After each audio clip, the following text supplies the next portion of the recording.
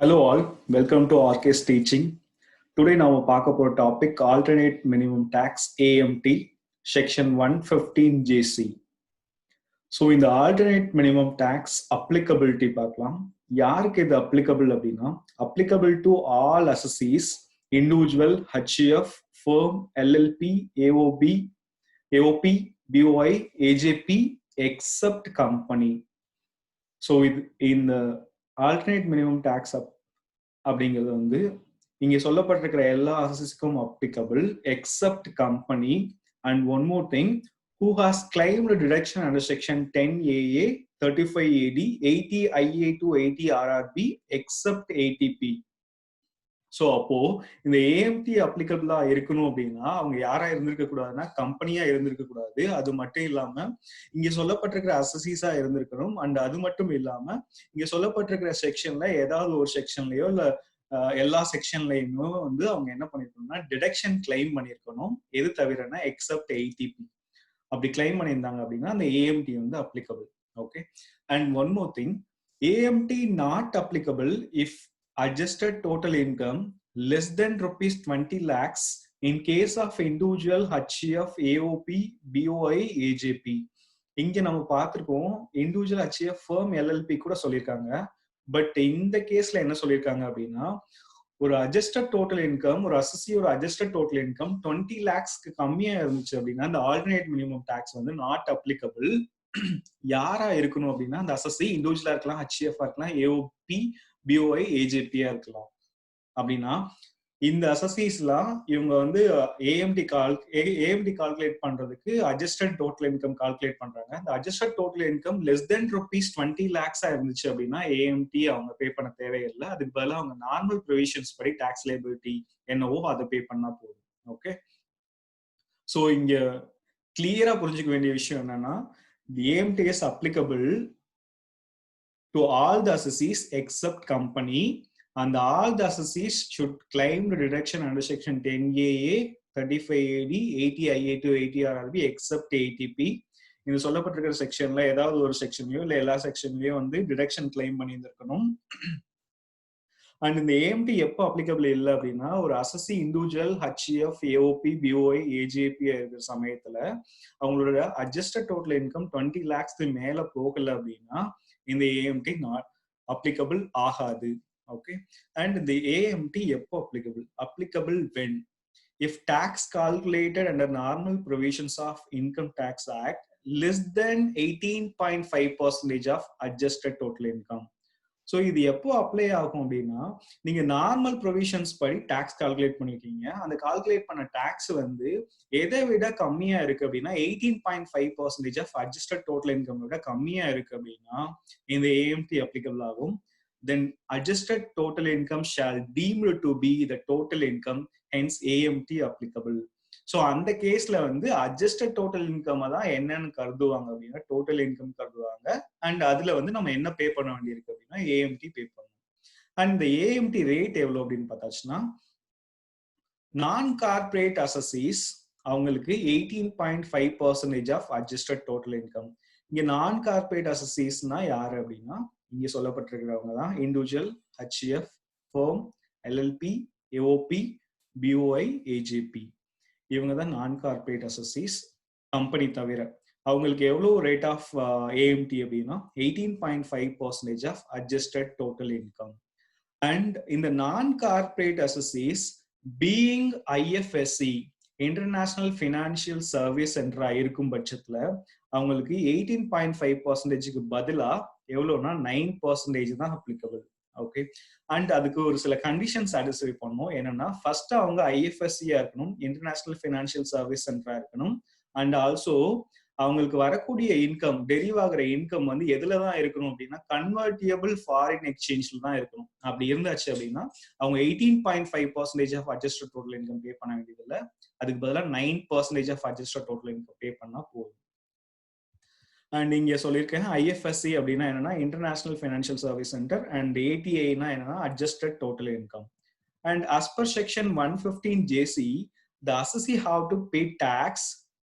எப்படி அந்த 115 JC-ல வந்து ஒரு அசஸி வந்து டாக்ஸ் பே பண்ணணும்னு சொல்லியிருக்காங்க அப்படின்னா அவங்க நார்மல் ப்ரொவிஷன் படி ஒரு டாக்ஸ் லைபிலிட்டி கால்குலேட் பண்ணும் and 18.5% of adjusted total income ஒன்று கால்குலேட் பண்ணும். இந்த ரெண்டுல விச்எவர் இஸ் ஹையர் எதுவோ அவங்க அதாவது அதுதான் என்னவா பே பண்ணும் அப்படின்னா டாக்ஸா பே பண்ணும் அண்டர் செக்ஷன் 115 JC. ஓகே, தென் இங்க சொல்லப்பட்டிருக்கிற நார்மல் டாக்ஸ் லைபிலிட்டி அப்படி இல்லைன்னா AMT இந்த ரெண்டுல விச்எவர் இஸ் ஹையர். அது போக இப்போ சர்சார்ஜுக்கு வந்து சர்டைன்ஸ் த்ரெஷ்ஹோல்ட் லிமிட்ஸ் வந்து நமக்கு ஸ்பெசிஃபை பண்ணியிருக்காங்க. அந்த த்ரெஷ்ஹோல்ட் லிமிட்டை வந்து எக்ஸீட் ஆகும் பட்சத்துல அவங்க என்ன பே பண்ணணும் அப்படின்னா சர்சார்ஜும் பே பண்ணணும் over and above this normal tax liability அப்படி இல்லைன்னா அட்ஜஸ்டட் AMT இதுக்கு மேல வந்து அவங்க என்ன பே பண்ணணும்னா சர்சார்ஜும் பே பண்ணணும். அது எப்படின்னு பார்க்கலாம். அசசி adjusted total income surcharge individual HCF AOP BOI AJP இவங்களோட அட்ஜஸ்டட் டோட்டல் இன்கம் கிரேட்டர் தென் 50 lakhs இருந்துச்சு அப்படின்னா 10%. இது எக்ஸாக்டா ஸ்ட்ரிக்டா சொல்லணும்னா எப்படி சொல்லலாம்னா greater than 50 lakhs but less than 1 crore அப்படின்னா 10%. Then second greater than 1 crore but less than 2 crore அப்படின்னா 15%. And greater than 2 crore but less than 5 crore அப்படின்னா 25%. அண்ட் கிரேட்டர் தென் 5 crore அப்படின்னா 37%. இது வந்து யாருக்குன்னா individual HCF AOP BOI AJP இவங்களுக்கு. And in case assessee வந்து firm LLP local authority cooperative சொசைட்டியா இருக்காங்க அப்படின்னா இங்க அவங்களோட income 1 crore adjusted total income greater than 1 crore இருக்கும்போது 12% ஒரே ஒரு ரேட் வந்து பே பண்ணுவாங்க. அண்ட் நீங்க சொன்னதுபடி டாக்ஸ் லைபிலிட்டி பிளஸ் சர்சார்ஜ் இது ரெண்டுத்தையும் சேர்த்து அதுக்கு மேல வந்து என்ன பே பண்ணணும்னா ஹெல்த் அண்ட் எஜுகேஷன் செஸ் 4% பே பண்ணணும். ஆன் AMT பிளஸ் சர்சார்ஜ் இந்த ரெண்டுத்தையும் சேர்த்து இதுல 4% பே பண்ணணும். ஓகே, தென் இங்க அட்ஜஸ்டட் டோட்டல் இன்கம் அப்படிங்கிறது என்னன்னா அது எப்படி கால்குலேட் பண்ணணும்னா இங்கதான் அந்த ஒர்க்கிங்ஸ் கொடுத்துருக்கேன், அந்த ஸ்டெப்ஸ் கொடுத்துருக்கேன், அந்த format. So adjusted total income அப்படிங்கிறது எப்படி கால்குலேட் பண்ணணும்னா அஸ் பர் நார்மல் ப்ரொவிஷன் படி total income first find out பண்ணிக்கணும். அந்த நார்மல் ப்ரொவிஷன் படி கண்டுபிடிச்ச டோட்டல் இன்கமோட சர்டைன் டிடக்ஷன் கிளைம்டு வந்து நம்ம என்ன பண்ணணும்னா ஆட் பேக் பண்ணணும். Okay, first deduction claimed under section 10AA, then deduction claimed under section 35AD and deduction claimed under section 80IA to 80RRB except ATP. இந்த claim பண்ண டிடக்ஷன் எல்லாத்தையும் add back பண்ணனா ஒரு சப்டோட்டல் கிடைக்கும். அதுல நம்ம என்ன டிடக்ஷன் எடுத்துக்கலாம் அப்படின்னா டெப்ரிசியேஷன் அண்டர் செக்ஷன் 32 எடுத்துக்கலாம்.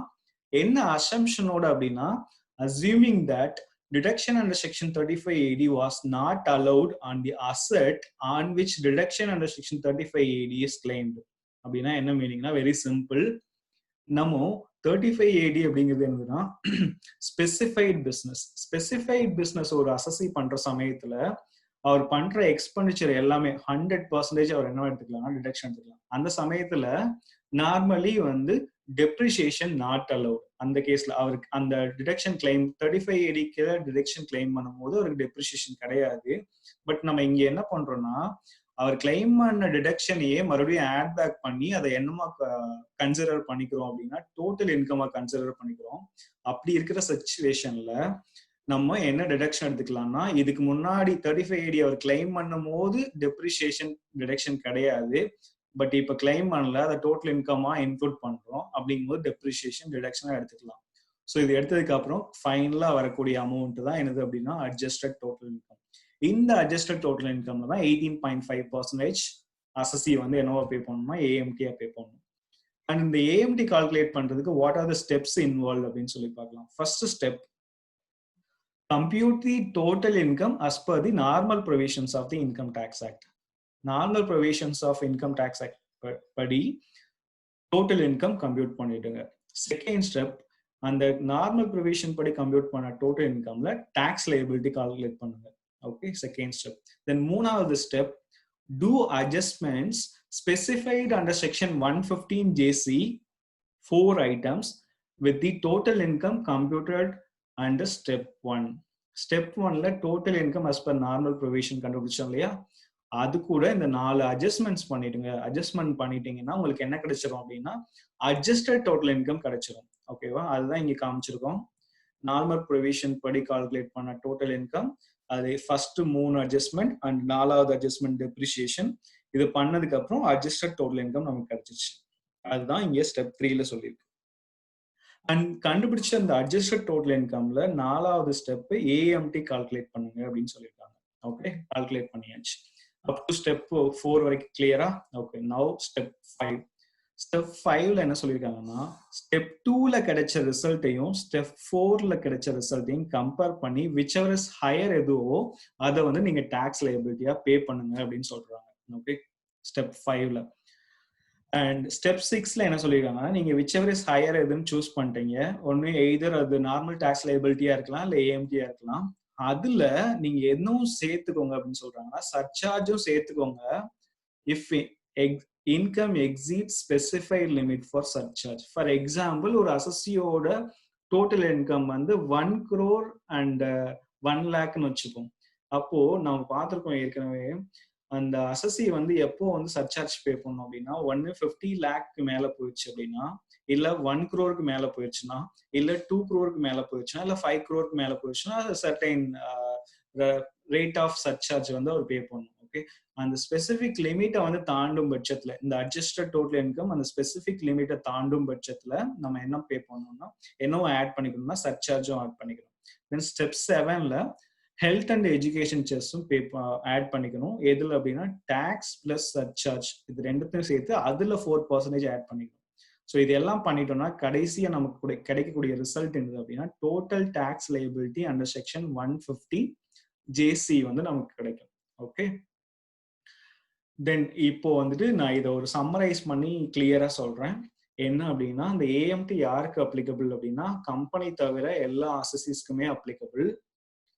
பட் இங்க என்ன கண்டிஷன் சாட்டிஸ்ஃபை பண்ணிருக்கணும் அப்படின்னா, இன்கேஸ் அசஸி வந்து இண்டிவிஜுவல் ஹெச்எஃப், ஏஓபி, பிஓஐ, ஏஜிபிஐ இருந்து அவங்களோட டோட்டல் இன்கம் வந்து லெஸ் தென் 20 lakhs இருந்துச்சுன்னா ஏஎம்டி அப்ளிகபிள் கிடையாது. அப்படின்னா என்ன அர்த்தம்னா, அவங்களோட அட்ஜஸ்டட் டோட்டல் இன்கம் மோர் தென் 20 lakhs இருந்தா மட்டும்தான் அப்ளிகபிள். ஓகே, பட் இந்த கண்டிஷன் வந்து ஃபர்ம் அண்ட் எல்எல்பிக்கு வந்து செக் பண்ண தேவையில்லை. அவங்களுக்கு even though less than 20 lakhs வந்து அட்ஜஸ்டட் டோட்டல் இன்கம் இருந்தாலும் அவங்களுக்கு ஏஎம்டி வந்து அப்ளிகபிள். ஓகே, அண்ட் இங்க ஏஎம்டி ரேட் எவ்வளவுன்னு சொல்லியிருக்காங்க அப்படின்னா, நான் கார்பரேட் அசோசியேட்ஸ்க்கு 18.5% of adjusted total income. In case அவங்க ஐஎஃப்எஸ்சியா இருந்தாங்க அப்படின்னா 9%. ஓகே, ஸோ அதுக்கப்புறம் இந்த ஸ்டெப்ஸ் பார்த்துருக்கோம். அண்ட் அட்ஜஸ்டட் டோட்டல் இன்கம் எப்படி கால்குலேட் பண்ணணும்னு பார்த்துருக்கோம். Next, AMT credit section 115 JD. AMT credit section 115 JDல சொல்லியிருக்காங்க. இங்க ஏஎம்டி கிரெடிட் அப்படிங்கிறது எதை சொல்றாங்க அப்படின்னா, when AMT is greater than normal tax liability, then the difference between both of this amount will be treated as AMT credit. அப்படின்னா அந்த AMD calculate பண்ணது நார்மல் டாக்ஸ் லைபிலிட்டியோட அதிகமா இருக்கும் பட்சத்துல நம்ம என்ன பே பண்ணுவோம்னா ஏஎம்டி பே பண்ணுவோம். அப்போ இந்த ரெண்டுத்துக்குள்ள டிஃபரன்ஸ் தான் என்னது அப்படின்னு சொல்றாங்கன்னா ஏஎம்டி கிரெடிட்னு சொல்றாங்க. And second point, AMT credit can be carried forward and set off up to 15 assessment years.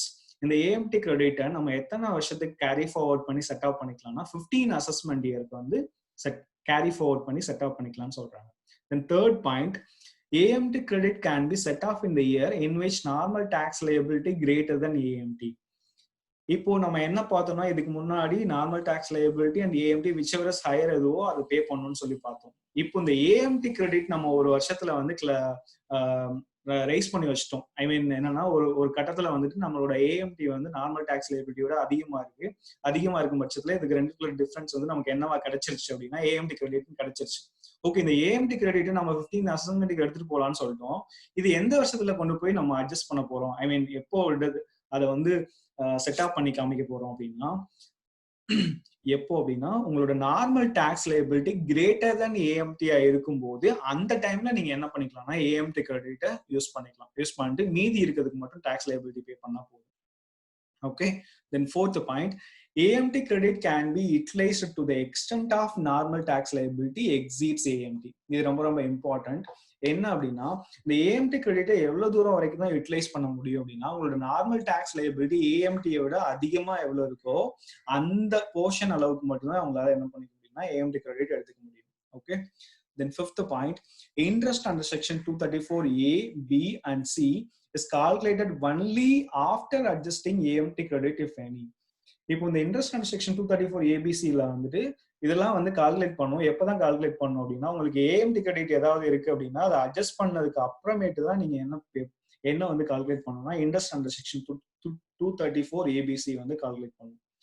And இந்த ஏஎம்டி கிரெடிட் கால்குலேட் பண்றதுக்கு முன்னாடி ஒருவேளை நீங்க வந்து ஒரு இன்டர்நேஷனல் டிரான்சாக்ஷன் பண்ணிருக்கீங்க அந்த செக்ஷன் 90, 90A, 91 கீழே ஏதாவது இன்டர்நேஷனல் டிரான்சாக்ஷன் பண்ணிருக்கீங்க, அது மூலமா உங்களுக்கு ஃபாரின் டாக்ஸ் கிரெடிட் இருக்கு அப்படின்னா, இங்க ஆக்சுவலா ஃபாரின் இங்க ஸ்பெல்லிங் தப்பா இருக்கு, ஃபாரின் டாக்ஸ் கிரெடிட் இருக்கு அப்படின்னா அந்த ஃபாரின் டாக்ஸ் கிரெடிட்டை வந்து கிளைம் பண்ணதுக்கு அதுக்கப்புறம் தான் நீங்க என்ன கிளைம் பண்ணணும் அப்படின்னா ஏஎம்டி கிரெடிட் வந்து கிளைம் பண்ணணும்.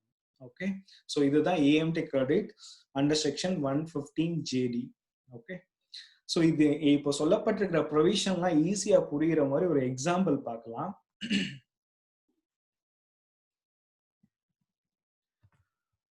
Mr. Rajesh has income of rupees 45 lakhs under the head profits and gains of business or profession. So Mr. Rajesh அவருக்கு வந்து 45 lakhs வந்து PGBP கீழ இன்கம் இருக்கு. Okay, one of his business is eligible for deduction at the rate of 100% of profits under section 80 IB for the assessment year.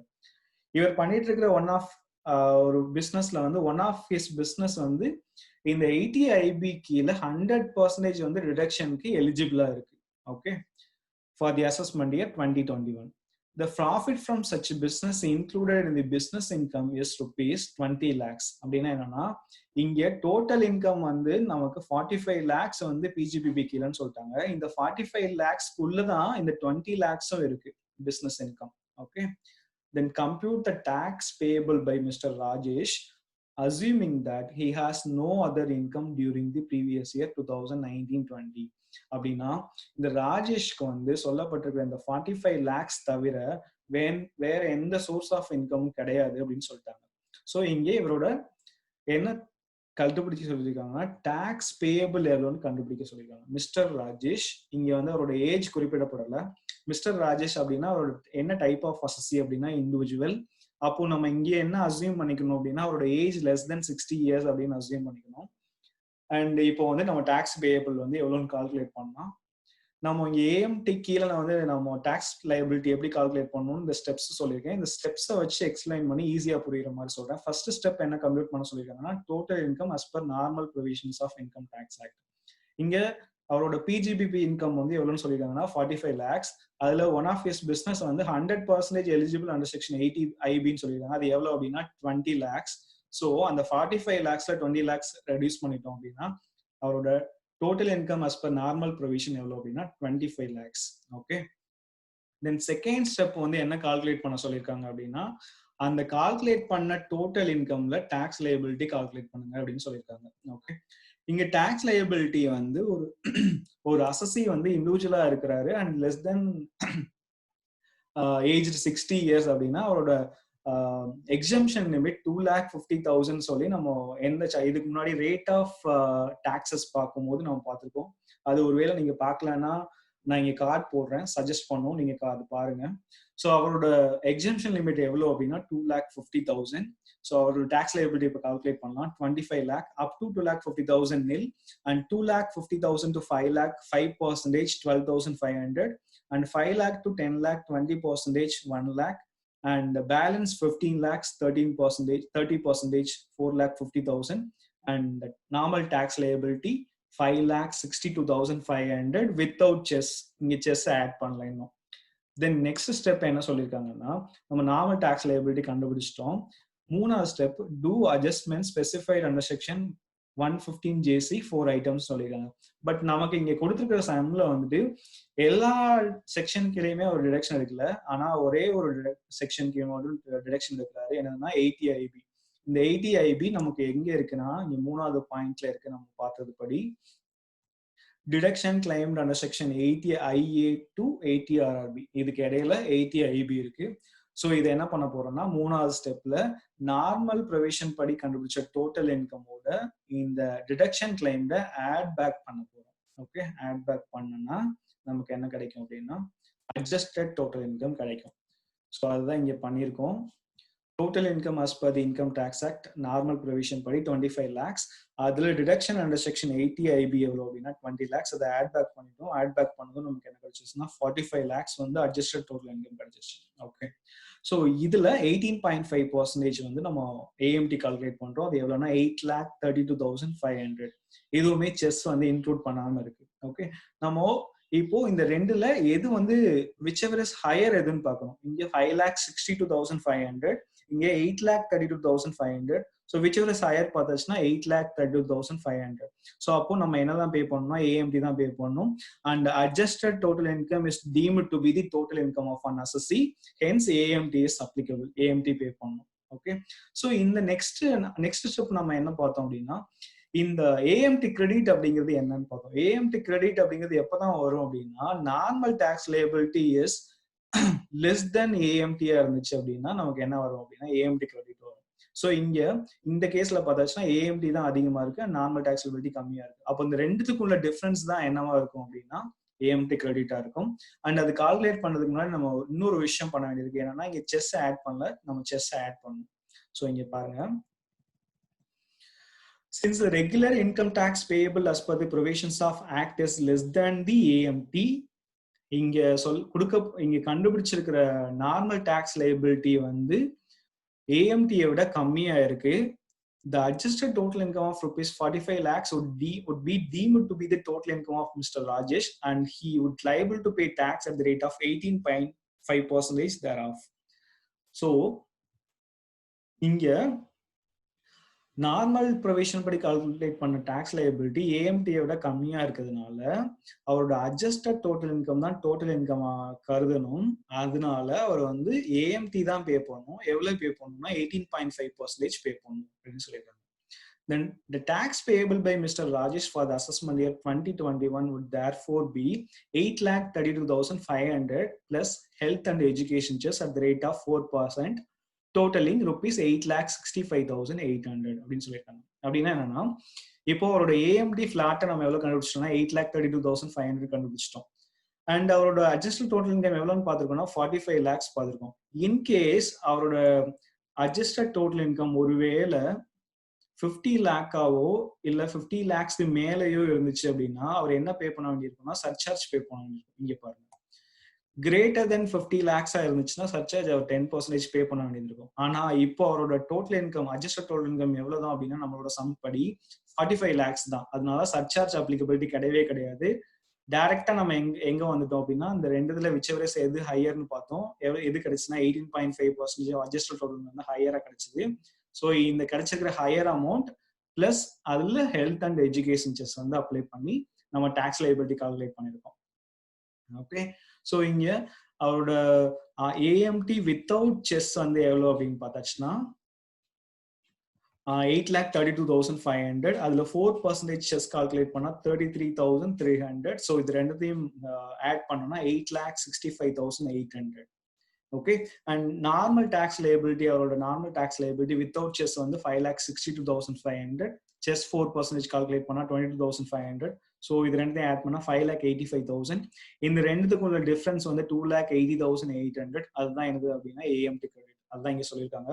Mister Rajesh would be eligible for credit to the extent of 2,80,800 to be set off in the year in which tax on total income computed under the regular provisions of the act exceeds the AMT. நம்ம ஏற்கனவே பார்த்திருக்கோம் AMT credit வந்து எப்போ வந்து நம்ம எடுத்துக்கலாம் அப்படின்னா எப்போ நார்மல் டாக்ஸ் லைபிலிட்டி வந்து AMT விட அதிகமா இருக்கோ அப்போ வந்து இந்த AMT கிரெடிட் வந்து நம்ம செட் ஆஃப் பண்ணி யூஸ் பண்ணிக்கலாம்னு பார்த்திருக்கோம்.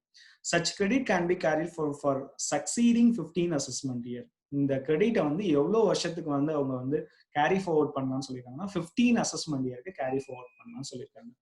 So this is what the AMTS deals with. So it's one of the important chapter for CS, CMA, CS, both the inter and final, and also EC chapter 2. So I think சொல்லப்பட்டிருக்கிற நான் explain பண்ண provision and இந்த sums வந்து கிளியரா புரிஞ்சிருக்கும்னு நினைக்கிறேன். And ஒருவேளை இந்த வீடியோ பிடிச்சிருந்துச்சுன்னா லைக் பண்ணுங்க. And please subscribe to our channel, click the bell icon so that you'll be get notified whenever I'm posting new videos, and share this video who are in need. Thank you so much. We'll see in next chapter. Bye.